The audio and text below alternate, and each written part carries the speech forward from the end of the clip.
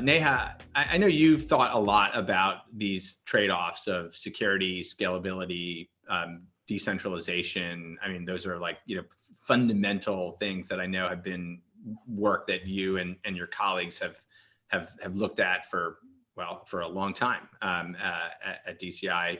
I'd love to just hear your thoughts on those trade-offs as it relates to the specific prospect of a digital cash product, whether it's private sector or public-private or public altogether. Yeah, thanks, Jeremy. I think, and we've all been reiterating this, security is paramount, right?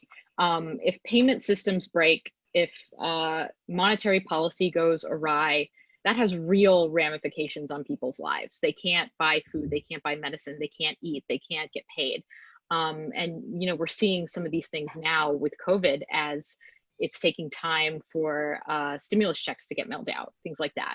So security here, reliability, stability, that's priority number one with a digital cash system. I mean, I'm sure, the folks at Visa think about this all the time. I think we all have this vision of this really great future where we have money work the same way that information works now digitally, where we can program with it, where we can encapsulate it, we can feed it into apps, we have these open APIs, things like that. I think we're all working towards that future. But we have to remember that none of that works without the security, without the underlying stable system. And a lot of the work that we do at DCI is really thinking very carefully and deeply about security. What are the different ways that things could break, all the way up and down the stack, from the hardware on your machine to the operating system to the libraries, the compilers you're using to build the code. How can backdoors get into that? We have to be very paranoid. We have to think very carefully about the security of these systems.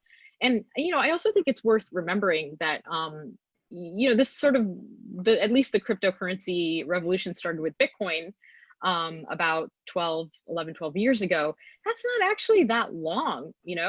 These systems have not been around for that long, and they're brand new cryptographic and distributed systems protocols. And those things take a while to harden. It takes a while to bang on those things and make sure that they are correct and that they're not going to fail in unexpected ways.